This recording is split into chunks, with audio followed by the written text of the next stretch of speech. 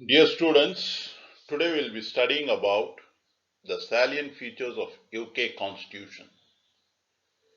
I hope you all know what is a constitution. Constitution is a set of laws that establish the instruments or institutions required to govern a country. And in order to govern the country, these institutions established by the constitution are given powers, responsibilities, and duties. So that is a constitution, and today we are going to study about the salient features of UK constitution, that is United Kingdom's constitution or the Constitution of England. இன்று நாம் இங்கிலாந்து நாட்டுடைய அல்லது UK என்று அழைக்கப்படுகின்ற United kingdom அல்லது இங்கிலாந்து நாட்டுடைய அரசியல் அமைப்பின் சிறப்பு அம்சங்களை பற்றி படிக்க இருக்கின்றோம். அரசியல் அமைப்பு என்றால் என்ன என்பது உங்களுக்கு நன்றாக தெரியும். அரசியல் அமைப்பு என்பது சட்டங்களின் தொகுப்பு. எப்படிப்பட்ட சட்டங்கள் என்று சொன்னால், ஒரு நாடு ஆட்சி செய்வதற்கு, ஒரு நாடு ஆளப்படுவதற்கு தேவையான நிறுவனங்களை நிறுவக்கூடிய சட்டங்களின் தொகுப்பு. அதேபோல் அந்த நாடு நல்ல முறையில் ஆட்சி செய்யப்படுவதற்கு தேவையான நிறுவனங்களை நிறுவுவது மட்டுமல்லாமல் அந்த நிறுவனங்களுக்கு உரிய அதிகாரங்களையும் கடமைகளையும் வழங்கி அந்த நிறுவனங்களின் மூலமாக நாட்டை நல்ல முறையில் ஆட்சி செய்ய உதவிகரமாக இருக்கக்கூடிய சட்டங்களின் தொகுப்பு தான் அரசியல் அமைப்பு.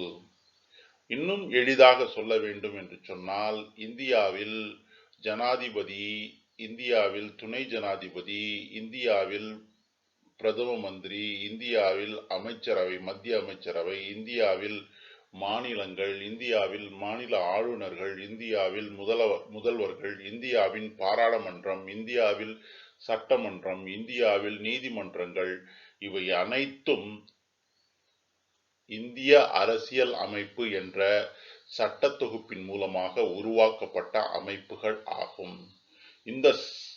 இந்த நிறுவனங்கள் ஜனாதிபதி, துணை ஜனாதிபதி, பிரதம மந்திரி, அமைச்சர்கள், மாநில ஆளுநர்கள், மாநில முதல்வர்கள், நீதிமன்றங்கள், இன்னும் இதர நிறுவனங்கள் இந்த நாடு நல்ல முறையில் ஆட்சி செய்யப்பட வேண்டும் என்பதற்காக உருவாக்கப்பட்டிருக்கக்கூடிய நிறுவனங்கள் இந்திய அரசியல் அமைப்பின் மூலமாக உருவாக்கப்பட்டிருக்கின்றன. அதேபோல் இந்த நாட்டை ஆளுவதற்கு அந்த நிறுவனங்களுக்கு என்னென்ன அதிகாரங்களும் என்னென்ன உரிமைகளும் வழங்கப்பட வேண்டுமோ அத்தனையும் வழங்கி அவர்களுக்கு உரிய கடமைகளையும் தெள்ளத் தெளிவாக விளக்கி இந்த நாட்டை சிறப்பான முறையில் ஆட்சி செய்வதற்கு வழிவகை செய்யக்கூடிய சட்டங்கள் தான் அரசியல் அமைப்பு. இன்றைய வகுப்பில் இந்த காணொளியில் நாம் இங்கிலாந்து நாட்டின் அரசியல் அமைப்பை பற்றி படிக்க இருக்கின்றோம்.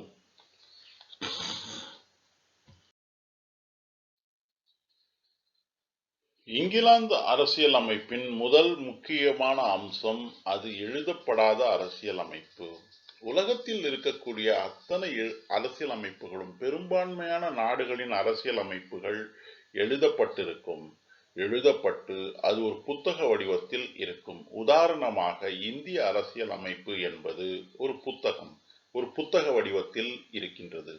இந்த நாடு, இந்திய நாடு ஆட்சி செய்யப்படுவதற்கு தேவையான அத்தனை சட்டங்களையும் ஒரு இந்திய அரசியல் அமைப்பு நிர்ணய சபை என்கின்ற சபை எழுதி அதை ஒரு புத்தக வடிவத்தில் வழங்கி இருக்கிறது. அதே போல் உலகத்தில் இருக்கக்கூடிய அத்தனை பெரும்பான்மையான நாடுகளுக்கும் ஒரு புத்தக வடிவத்தில் அரசியல் அமைப்பு இருக்கும். ஆனால் இங்கிலாந்து நாட்டின் அரசியல் அமைப்பானது எழுதப்பட்ட அரசியல் அமைப்பு அல்ல. இங்கிலாந்து நாட்டின் அரசியல் அமைப்பு என்பது எழுதப்படாத அரசியல் அமைப்பு. இதுவே இங்கிலாந்து நாட்டின் அரசியல் அமைப்பின் மிக முக்கியமான அம்சமாகும். எழுதப்படாத அரசியல் அமைப்பு என்று சொல்லுகின்ற வேளையில் நாம் சில விஷயங்களை உறுதி செய்து கொள்ள வேண்டும். எழுதப்படாத அரசியல் அமைப்பு என்று சொல்லுகின்ற வேளையில் அதன் பொருள் என்னவென்று சொன்னால், இது ஒரு புத்தகமாக எழுதி தொகுத்திருக்கப்படாது. இது ஒரு அவையால், குறிப்பிட்ட அவையால் எழுதப்பட்டிருக்காது. உதாரணமாக நாம் ஏற்கனவே சொன்னது போல், இந்திய அரசியலமைப்பு என்பது ஒரு அவையால், இந்திய அரசியலமைப்பு நிர்ணய சபை என்கின்ற சபையால் எழுதப்பட்ட அரசியலமைப்பு. ஆனால் ஆங்கிலேய அரசியலமைப்பு அப்படி ஒரு சபையால் ஒரு குறிப்பிட்ட நேரத்தில் எழுதப்படவில்லை. இது பல நூறு ஆண்டுகளாக காலம் காலமாக வளர்ந்த அரசியலமைப்பு. இதன் சில பகுதிகள் எழுதப்பட்டிருக்கும். ஆனால் எழுதப்பட்டிருந்தாலும் அவையெல்லாம் ஒரே தொகுப்பாக எங்கும் நாம் காண முடியாது. உதாரணமாக இங்கிலாந்து நாட்டில் 1215 அதாவது 1215 மாக்னா கார்ட்டா என்கின்ற சட்டம் வந்தது. அது இங்கிலாந்து அரசியலமைப்பின் ஒரு பகுதியாகும். அதே போல் பெட்டிஷன் ஆஃப் ரைட்ஸ் என்கின்ற சட்டம் என்கின்ற மக்களுக்கு உரிமைகள் வழங்கக்கூடிய ஒரு ஆவணம் 1228 வந்தது. ஆனால் அது ஒரு தொகுப்பாக, ஒரு அரசியலமைப்பின் ஒரு பகுதியாக எங்கும் நாம் காண முடியாது. இப்படி காலம் காலமாக எழுதப்பட்ட பல சட்டங்கள், அதே போல் எழுதவே படாத பல பாரம்பரியங்கள், பல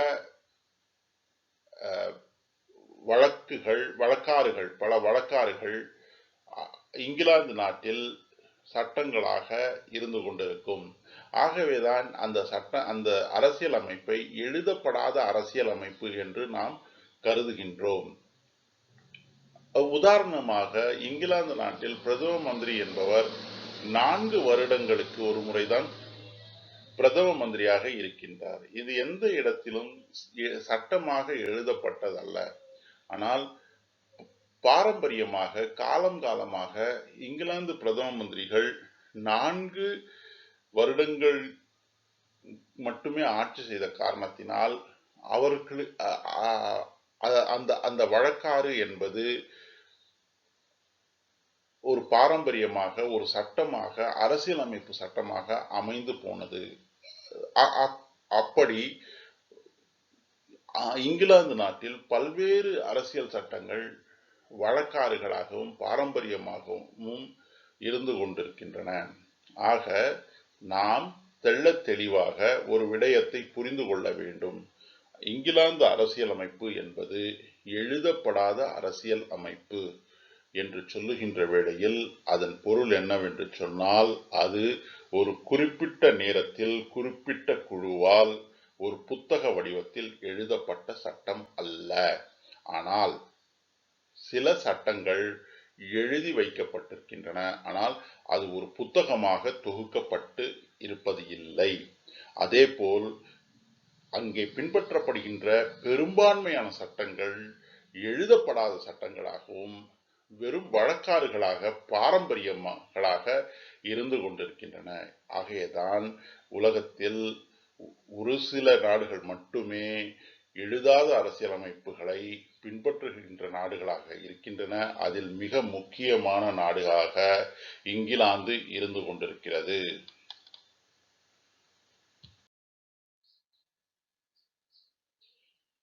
இங்கிலாந்து அரசியலமைப்பை பற்றி சொல்லும்போது ஒரு அறிஞர் சொல்கிறார், it's a constitution that has grown rather than made. இந்த அரசியல் அமைப்பானது செயற்கையாக இயற்றப்பட்ட அரசியல் அமைப்பு அல்ல, அது இயற்கையாக வளர்ந்த அரசியல் அமைப்பு என்று ஒரு அறிஞர் விளக்குகின்றார். அது முற்றிலும் உண்மையான கருத்து. ஏனென்றால் இந்திய அரசியலமைப்பின் வயது சுமார் 70 ஆண்டுகள் ஆகின்றன. அமெரிக்க அரசியல் அமைப்பின் வயது சுமார் 250 270-80 ஆண்டுகள் ஆகின்றன. ஆனால் இங்கிலாந்து அரசியல் அமைப்பானது 1000 வருடங்கள் பழமையானது. 1000 வருடங்களாக அவர்கள் பின்பற்றி வந்த வழக்காறுகளையும் பண்பாடுகளையும் பாரம்பரியங்களையும் தொடர்ந்து அவர்கள் பின்பற்றி வருவதால் அது பழமையான அரசியலமைப்பாக, தானாக வளர்ந்த அரசியலமைப்பாக கருதப்படுகின்றது. சில நேரங்களில் காலத்துக்கேற்ப, தேவைக்கேற்ப சில சட்டங்கள் எழுதி வைக்கப்பட்டிருக்கின்றன. சுமார் 1615 எழுதப்பட்ட மாக்னா கார்ட்டா இன்றளவும் அங்கு ஒரு சட்டமாக இருந்து கொண்டிருக்கிறது. இப்படி அந்த அரசியலமைப்பின் சிறப்பு, அந்த அரசியலமைப்பின் முக்கியத்துவம் என்னவென்று சொன்னால், அது ஒரு குழுவால் ஒரு குறிப்பிட்ட காலகட்டத்தில் எழுதப்படவில்லை. அந்த சமூகம் அந்த அரசியலமைப்பை காலம் காலமாக, சுமார் 1000 ஆண்டு காலமாக தங்கள் தேவைகளுக்கேற்ப சட்டங்களை உருவாக்கி அவர்கள் ஒரு அரசியலமைப்பை தங்களுக்காக உருவாக்கி இருக்கிறார்களே தவிர செயற்கையாக எழுதப்பட்ட அரசியல் அமைப்பு அல்ல. பல நாடுகளில் புரட்சிகளின் காரணமாக அரசியலமைப்புகள் உருவாகி இருக்கின்றன. ஆனால் இங்கிலாந்திலும் புரட்சிகள் ஏற்பட்டிருக்கின்றன. ஆனால் அங்கு ஏற்பட்ட புரட்சிகள் மிக மென்மையானவை. அந்த மிக மென்மையான புரட்சிகளின் காரணமாக பல நேரங்களில் சட்ட வடிவங்கள் மாறி இருக்கின்றன. ஆக இங்கிலாந்து அரசியலமைப்பின் இரண்டாவது மிக முக்கியமான அம்சம், அந்த அரசியலமைப்பானது செயற்கையாக ஒரு குழுவால் எழுதப்பட்ட அரசியலமைப்பல்ல, அது காலம் காலமாக வளர்ந்த, மக்களின் தேவைக்கேற்ப வளர்ந்த அரசியலமைப்பாக அமைந்திருக்கின்றது.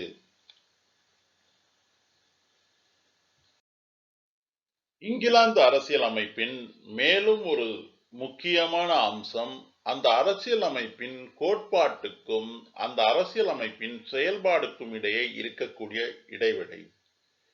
அந்த அரசியலமைப்பின் அடிப்படையில் இங்கிலாந்து ஒரு முழுமையான அரசாட்சியின் கட்டுப்பாட்டில் இருக்கக்கூடிய நாடாக இருக்கின்றது. அதாவது ஒரு அரசர், முழுமையான அதிகாரங்களை பெற்ற அரசர் அல்லது அரசியின் கட்டுப்பாட்டில் கீழ் இங்கிலாந்து இயங்குவது போல் நமக்கு காட்சி அளிக்கின்றது. ஆனால் உண்மையில் அந்த நாடு ஒரு முழுமையான ஜனநாயக நாடாக இருக்கின்றது. ஏன் என்று சொன்னால், அந்த நாட்டின் அரசியலமைப்பின் அடிப்படையில் அதிகாரங்கள் அனைத்தும் அரசருக்கே உரியதாக இருந்து கொண்டிருக்கின்றது. அங்கு ஏற்படக்கூடிய நியமனங்கள், அரசு நியமனங்கள் முழுமையாக அரசர் அல்லது அரசியின் பெயரில் நடைபெறுகின்றன. அரசர் அல்லது அரசி நீதிமன்றங்களுக்கு அப்பாற்பட்டவர்களாக இருக்கின்றனர். அரசர் அந்த நாட்டின் தலைமை இராணுவ வீரராக இருக்கின்றார். இராணுவத்தின் தலைமையை ஏற்றுக்கொள்ளக்கூடிய கமாண்டர் இன் சீஃபாக இருக்கின்றார். அந்த நாட்டில் நடக்கக்கூடிய அனைத்து ஒப்பந்தங்களும், வேறு நாடுகளோடு அவர்கள் செய்யக்கூடிய அனைத்து ஒப்பந்தங்களும் அரசரின் பேரிலே நடைபெறுகின்றன. ஆனால் இவ்வளவு இருந்தும் அடிப்படையில் இது பெயரளவிலான அதிகாரங்களாகவே இருந்து கொண்டிருக்கின்றது. அங்கு உண்மையில் பெயரளவில் அதிகாரம் இங்கிலாந்து அரசரிடமோ அல்லது அரசியிடமோ இருந்தாலும், உண்மையில் இங்கிலாந்து நாட்டில் அதிகாரம் பாராளுமன்றத்திலும், குறிப்பாக பாராளுமன்றத்தின் கீழவையான ஹவுஸ் ஆஃப் காமன்ஸ் என்கின்ற அவையில் இருக்கின்றது.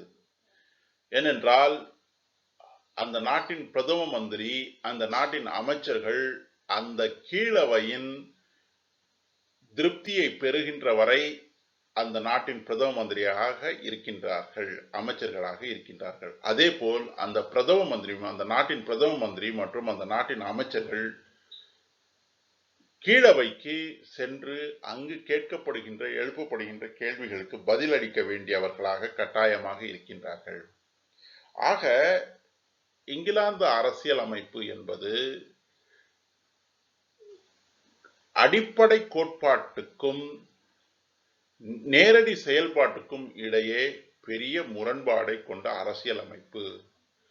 நமக்கு அந்த அரசியல் அமைப்பு ஒரு அரசாட்சி கொண்ட அரசியல் அமைப்பு போல் காட்சி தரும்.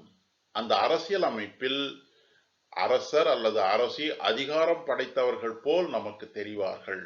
அடிப்படை கோட்பாடும் அப்படிதான் விளக்குகின்றது. அங்கு அரசர்தான் எல்லாம். அரசருடைய அடிப்படை அரசருடைய அல்லது அரசியுடைய நியமனங்கள், அரசர் அல்லது அரசியின் ஆணைகளின் அடிப்படையிலே நியமனங்கள் நடைபெறுகின்றன. அரசரும் அரசியும் நீதிமன்றங்களுக்கு அப்பாற்பட்டவை போன்ற விஷயங்கள் எல்லாம் அங்கு இருந்தாலும் அடிப்படை அதிகாரம் என்பது மக்களின் அவையான கீழவையிலே இருக்கின்றன. ஆக இது ஒரு மிக முக்கியமான அம்சமாக கருதப்படுகின்றது. கோட்பாட்டு அளவில் அந்த அரசு, அந்த நாடு நமக்கு ஒரு விதமாகவும், செயல்பாட்டு அளவில் வேறு விதமாகவும் அந்த நாடு நமக்கு காட்சி அளிக்கின்றது. The next important aspect of English Constitution, the next important aspect of the Constitution of England is the sovereignty of the Parliament. அடுத்த மிக முக்கியமான அம்சம், மிக முக்கியமான சிறப்பம்சம் இங்கிலாந்து அரசியல் அமைப்பின் பாராளுமன்றத்துக்கு இருக்கக்கூடிய அதிகாரங்கள். அடிப்படையில் பாராளுமன்றம் அந்த நாட்டில் மிக அதிகாரம் படைத்த ஒரு சக்தியாக அமைந்திருக்கிறது. இங்கிலாந்து நாட்டின் பாராளுமன்றம் அந்த நாட்டில் இருக்கக்கூடிய இதர அரசியல் அமைப்பு நிறுவனங்களை விட அதிக சக்தி வாய்ந்ததாக கருதப்படுகின்றது. அந்த பாராளுமன்றம் நினைத்தால் சட்டங்களை எளிதாக இயற்றவும் எளிதாக மாற்றவும் முடியும். அதேபோல் அங்கு இருக்கக்கூடிய நீதிமன்றங்களுக்கு பாராளுமன்றம் இயற்றிய சட்டத்தின் மீது நீதி பரிபாலன ஜுடிஷியல் ரிவ்யூ என்று சொல்லப்படுகின்ற அதை நீதிமன்றங்களுக்கு உட்படுத்த முடியாது. அந்த நாட்டு பாராளுமன்றம் இயற்றக்கூடிய சட்டங்களை அந்த நாட்டுடைய நீதிமன்றங்கள் தங்களுடைய ஆய்வுக்கு உட்படுத்த முடியாத ஒரு சூழல் நாம் பார்க்கின்றோம். அதேபோல் பல நாடுகளில் தலைமை ஆட்சியாளர்களான ஜனாதிபதிகளுக்கு பாராளுமன்றம் இயற்றக்கூடிய சட்டங்களை நிறுத்தி வைக்கக்கூடிய வீட்டோ பவர் என்ற உரிமை அதிகாரம் வழங்கப்பட்டிருக்கும். உதாரணமாக இந்தியாவிலும் ஜனாதிபதிகளுக்கு வீட்டோ பவர் வழங்கப்பட்டிருக்கிறது. அமெரிக்க ஜனாதிபதிக்கு வீட்டோ பவர் வழங்கப்பட்டிருக்கிறது. ஆனால் இங்கிலாந்து அரசருக்கு வீட்டோ பவர் கிடையாது. வீட்டோ பவர் இல்லை என்ற காரணத்தினால் பாராளுமன்றம், ஆங்கிலேய பாராளுமன்றம் ஒரு சட்டத்தை இயற்றினால் அந்த சட்டத்தை அரசர் உறுதியாக ஏற்றுக்கொள்ள வேண்டும் என்ற நிலை இருக்கின்றது. இப்படிப்பட்ட அதிகாரங்கள் வழங்கப்பட்டிருக்கக்கூடிய காரணத்தினால் இங்கிலாந்தின் அதிக அதிகாரம் படைத்த அரசியலமைப்பு நிறுவனமாக பாராளுமன்றம் இருக்கின்றது. இந்த பாராளுமன்றத்தின் அதிகபட்ச அதிகாரம் என்பது இங்கிலாந்து நாட்டின் அரசியல் அமைப்பின் மிக முக்கியமான ஒரு அம்சமாக இருந்து கொண்டிருக்கின்றது.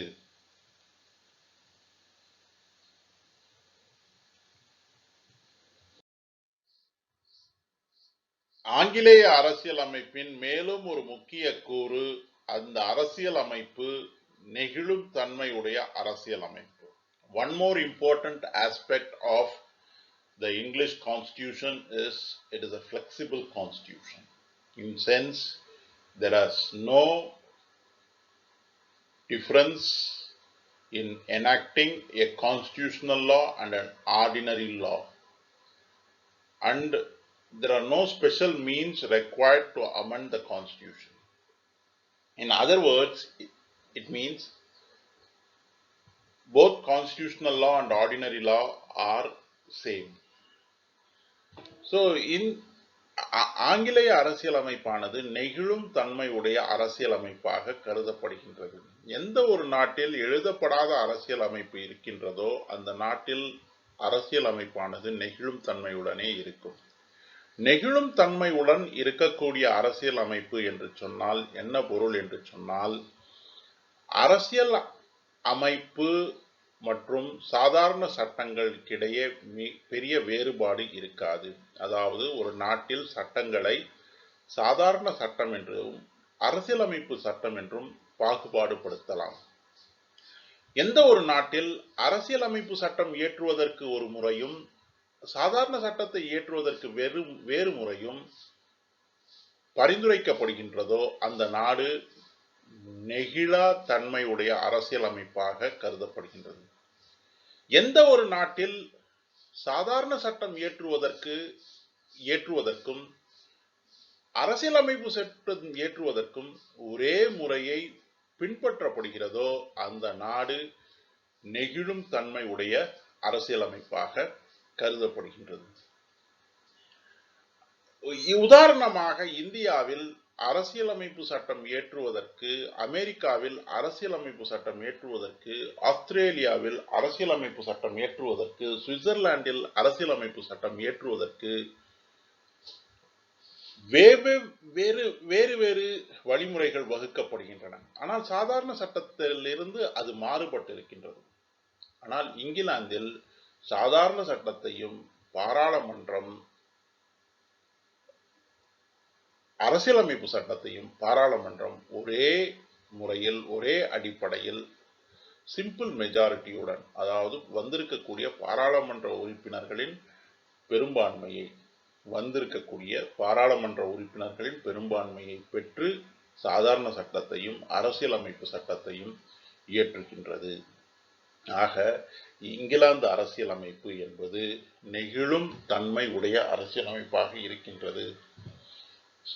நெகிழும் தன்மை உடைய அரசியலமைப்பாக இருக்கக்கூடிய காரணத்தினால் இங்கிலாந்து பாராளுமன்றம் அரசியலமைப்பு சட்டங்களை இயற்றக்கூடிய அதிகாரத்தை முழுமையாக தன்னிடம் பெற்றிருக்கிறது. இருப்பினும் இங்கிலாந்து நாட்டில் இந்த பாராளுமன்றமானது அரசியல் அமைப்பை தான் தோன்றித்தனமாக எந்த நேரங்களிலும் எந்த காலத்திலும் மாற்றிவிடவில்லை. அங்கு இயற்றப்படுகின்ற சட்டங்கள் பொறுப்பான முறையில் அந்த பாராளுமன்றத்தால் மக்களின் கருத்துக்களுக்கு உட்பட்டு மாற்றப்படுகின்றதை தவிர பாராளுமன்றம் தான் தோன்றித்தனமாக நடந்து கொள்வது இல்லை என்பதை நாம் உணர முடிகின்றது. One more important aspect of the English Constitution is that it establishes a unitary state. In a unitary state, there is no division of powers between central government and other units of government, and the parliament is supreme. ஆங்கிலேய அரசியலமைப்பின் இன்னும் ஒரு சிறப்பு அம்சம், இந்த அரசியலமைப்பானது ஒற்றையாட்சி முறையை அமல்படுத்தக்கூடிய அரசை உருவாக்கக்கூடிய அரசியலமைப்பாக இருக்கின்றது. ஒற்றையாட்சி முறை என்று சொன்னால் அனைத்து அதிகாரங்களும் ஒரு மைய அரசிடமே இருக்கும்.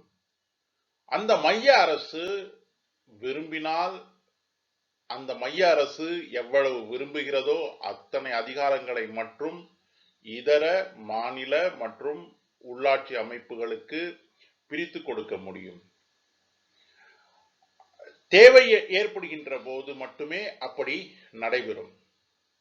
ஒற்றையாட்சி அரசில் மைய அரசு அல்லது மத்திய அரசு முழுமையான அதிகாரம் பெற்ற அமைப்பாக இருக்கும்.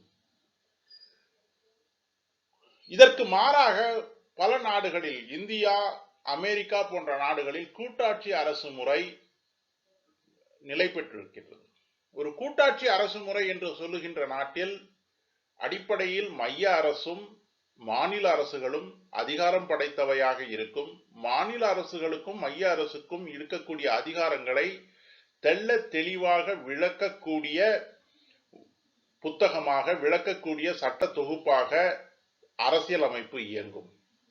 அரசியலமைப்பு எந்த நாட்டில் மேன்மை பெறுகிறதோ, அரசியல் அமைப்பு எந்த நாட்டில் அதிகாரம் படைத்ததாக இருக்கின்றதோ அந்த நாட்டில் கூட்டாட்சி அரசு இயங்குவதற்கு வழிவகை இருக்கும். ஆனால் இங்கிலாந்து நாட்டில் பாராளுமன்றம் அதிக அதிகாரம் படைத்தது என்ற காரணத்தினால் அங்கு ஒற்றையாட்சி அரசு நிலவுகின்றது. ஒற்றையாட்சி அரசில் பாராளுமன்றம் விரும்பினால் மட்டுமே இதர மாநில மற்றும் உள்ளாட்சி அமைப்புகளுக்கு அதிகாரங்களை பிரித்து கொடுக்க முடியுமே தவிர அது அரசியல் அமைப்பின் ஒரு அங்கமாக இருக்காது. ஆக இங்கிலாந்து நாட்டில் ஒரு மிக முக்கியமான அம்சம் அந்த நாட்டின் ஒற்றை ஆட்சி முறை நிலவுவதுதான். இங்கிலாந்து நாட்டு அரசியல் அமைப்பு அந்த நாட்டை ஒற்றை ஆட்சி அரசாக ஏற்படுத்துகின்றது. அந்த ஒற்றை ஆட்சி அரசில் அந்த நாட்டுடைய மத்திய பாராளுமன்றம் மிக வலிமையானதாக இருக்கின்றது. அந்த பாராளுமன்றம் மைய அரசான மத்திய அரசுக்கு அதிக அதிகாரங்களை வழங்கியுள்ளது. இது ஒற்றையாட்சி முறையாக இருக்கின்றது. இந்த முறை இங்கிலாந்தில் பின்பற்றப்படுகின்றது. Another important aspect of the English constitution is it establishes a parliamentary form of government. England அரசியல் அமைப்பின் இன்னும் ஒரு முக்கிய கூறு அது பாராளுமன்ற முறை அரசியல் அமைப்பை உருவாக்குகின்றது. ஒரு பாராளுமன்ற முறை அரசியல் அமைப்பு என்று சொல்லுகின்ற வேளையில் அந்த நாட்டில் இரு தலைமைகள் இருக்கும். ஒரு தலைமை பெயரளவிலான தலைமை, இன்னொரு தலைமை உண்மை தலைமை. இங்கிலாந்து நாட்டில் அரசர் என்பவர் பெயரளவுக்கான தலைவராக இருக்கின்றார். அரசர் அல்லது அரசி இவர்களுக்கே அதிகாரம் வழங்கப்பட்டிருக்கிறது. ஆனால் இந்த அதிகாரம் முழுமையும் அவர்கள் அமைச்சரவையின் ஒப்புதலோடு அல்லது அமைச்சரவையின் பரிசீலனையின் அடிப்படையில் அமைச்சரவையின் பரிந்துரைகளின் அடிப்படையிலேயே அனுபவிக்க முடியும். செய்யப்படுகின்ற நியமனங்கள் அனைத்தும் அரசரின் பெயரிலோ அல்லது அரசியின் பெயரிலோ நடைபெறும். ஆனால் அந்த நியமனங்களை பரிந்துரைக்கக்கூடிய உரிமை அதிகாரம் அமைச்சரவைக்கே இருக்கும். ஆக ஒரு பாராளுமன்ற நாட்டில் உண்மை தலைமை மற்றும் பெயரளவிலான தலைமை என்று இரு தலைமைகள் இருக்கும். இங்கிலாந்து நாட்டில் அரசர் அல்லது அரசி பெயரளவிலான தலைமையாகவும் அமைச்சரவை உண்மையான தலைமையாகவும் இயங்குகின்றது. ஒரு பாராளுமன்ற நாட்டில் அனைத்து அதிகாரங்களும் பாராளுமன்றத்திடமே இருக்கும். அமைச்சர்கள் உண்மை தலைவர்கள் என்று சொல்லுகின்ற வேளையில் அதே நேரத்தில் அவர்கள் பாராளுமன்ற உறுப்பினர்களாக இருக்க வேண்டியது அவசியமாக இருக்கிறது. பாராளுமன்றத்துக்கு செல்ல வேண்டியது அவசியமாக இருக்கின்றது. பாராளுமன்றத்தில் கேட்கப்படுகின்ற கேள்விகளுக்கு பதில் அளிக்க வேண்டியது அவசியமாக இருக்கின்றது. அதேபோல் அமைச்சர்கள் மற்றும் அமைச்சரவை எப்பொழுது வரை பாராளுமன்றத்தின் பெரும்பான்மையை அனுபவிக்கின்றார்களோ அப்பொழுது வரை மட்டுமே அவர்கள் அமைச்சர்களாகவும் அதிகாரத்திலும் இருக்க முடியும். ஆக ஒரு பாராளுமன்ற முறை செயற்குழுவில் அதிகாரம் பாராளுமன்றத்துடையது. ஆக இங்கிலாந்து நாடு ஒரு பாராளுமன்ற முறை செயற்குழுவை வலியுறுத்தக்கூடிய நாடாக இருக்கிறது. இங்கிலாந்து நாட்டில் இருக்கக்கூடிய அரசர் பேரளவிலான தலைவராக இருக்கிறார். உண்மையான அதிகாரம் அமைச்சர்களிடம் இருக்கிறது. ஆனால் இந்த அமைச்சர்களும் பாராளுமன்றத்துக்கு கட்டுப்பட்டவர்களாக இருக்கின்றார்கள்.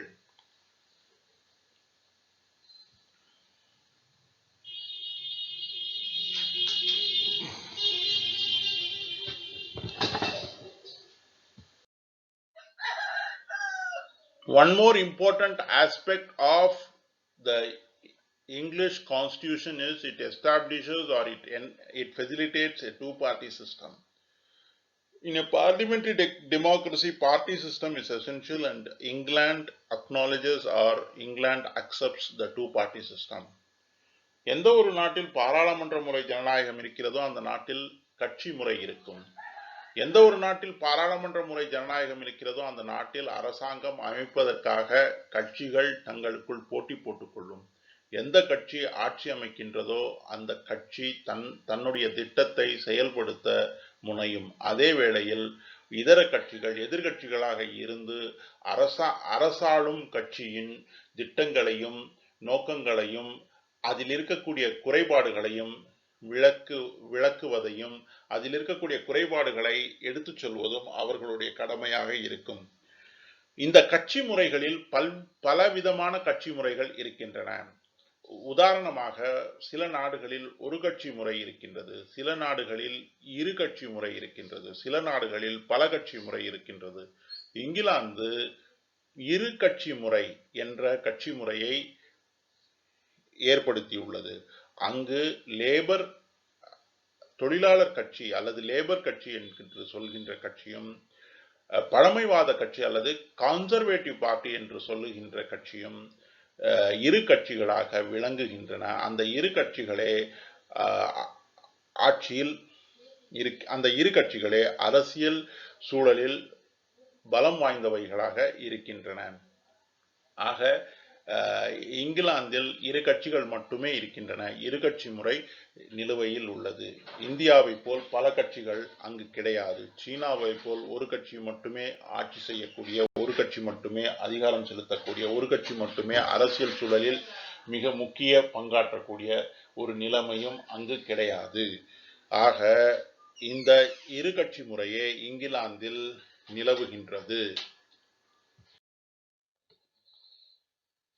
Another important aspect of the English Constitution is that it enables or establishes the principle of a rule of law. England அரசியல் அமைப்பின் இன்னொரு மிக முக்கியமான அம்சம் சட்டத்தின் ஆட்சியாகும். எந்த ஒரு நாட்டில் சட்டத்தின் ஆட்சி அமலில் இருக்கிறதோ அந்த நாட்டில் அனைவரும் சட்டத்துக்கு முன் சமமாகவும், சட்டத்தின் பாதுகாப்பு அனைவருக்கும் சமமாகவும், சட்டம் அதிக அதிகாரம் படைத்ததாகவும் இருக்கும். அந்த நாட்டில் அதிகாரம் படைத்தவர்கள் அதிகாரமற்றவர்கள் என்ற இரு பிரிவுகள் இருக்க மாட்டார்கள். அந்த நாட்டில் அனைவரும் சட்டத்துக்கு முன் சமமாக இருப்பார்கள். சட்டத்தின் பாதுகாப்பு அனைவருக்கும் சமமாக இருக்கும். இங்கிலாந்து அரசியல் அமைப்பின் மிக முக்கியமான அம்சம் இந்த சட்டத்தின் ஆட்சி ஆகும். ஆக சட்டத்தின் ஆட்சி அங்கு அமலில் இருப்பதால் அனைவரும் சட்டத்துக்கு முன் சமமாகவும், அனைவரும் சட்டத்தின் பாதுகாப்பை சமமாக அனுபவிப்பவர்களாகவும், அதிகாரம் படைத்தவர்கள் அதிகாரமற்றவர்கள் என்ற இரு பிரிவுகள் இல்லாமலும் அனைவரும் சட்டத்துக்கு உட்பட்டு சட்டத்தின் கோட்பாடுகளின் அடிப்படையிலேயே அங்கு அனைவரும் ஆட்சி செய்யப்படுகிறார்கள் என்பது இங்கிலாந்து நாட்டின் அரசியல் அமைப்பின் ஒரு மிக முக்கியமான அம்சமாக கருதப்படுகின்றது.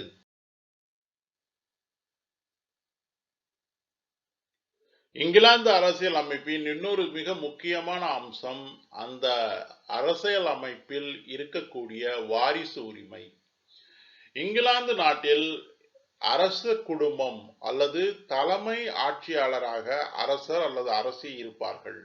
இந்த அரச பதவி என்பது வாரிசுரிமையின் அடிப்படையில் தந்தைக்கு பிறகு மகன் என்கின்ற அடிப்படையில் அல்லது ஒரு அரசிக்கு பின் அந்த அரசியின் வாரிசுகள் என்ற அடிப்படையிலும், இங்கிலாந்து நாட்டின் பாராளுமன்றத்தின் மேலவையான பிரபுக்களின் அவையிலும் அந்த பிரபுக்கள் அவையில் இருக்கக்கூடிய உறுப்பினர்கள் வாரிசு அடிப்படையிலேயே தேர்வு செய்யப்படுகிறார்கள், வாரிசு உரிமை அடிப்படையிலே தேர்வு செய்யப்படுகிறார்கள் என்பதும் அந்த அரசியல் அமைப்புக்கே உரிய ஒரு மிக முக்கியமான அம்சமாக கருதப்படுகின்றது. ஏன் என்று சொன்னால் இன்றளவு உலகத்தில் பல்வேறு நாடுகள் இந்த வாரிசு உரிமை நிலைமையை தூக்கி எறிந்திருக்கின்றனர். இந்த வாரிசு உரிமை நிலைமையை அப்புறப்படுத்தியிருக்கின்றனர். இந்த வாரிசு உரிமை நிலைமையை தகர்த்தெறிந்திருக்கின்றனர். இந்த வாரிசு உரிமை நிலைமையை தவிர்த்திருக்கின்றனர். ஆனால் இங்கிலாந்து நாட்டு மக்கள் இந்த வாரிசுரிமை தன்மையை மிகவும் பாராட்டுகின்றனர், போற்றுகின்றனர், பெருமைப்படுகின்றனர்.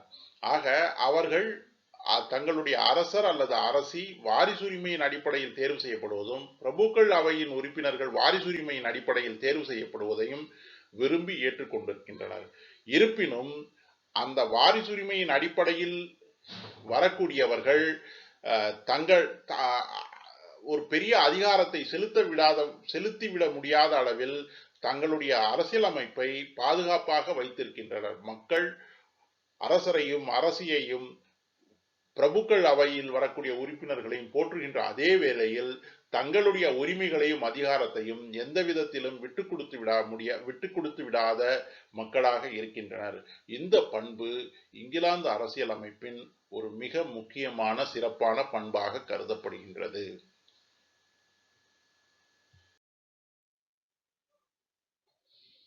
இதுவரை நாம் இங்கிலாந்து அரசியலமைப்பின் சிறப்பு கூறுகள் அல்லது முக்கிய அம்சங்களை படித்தோம்.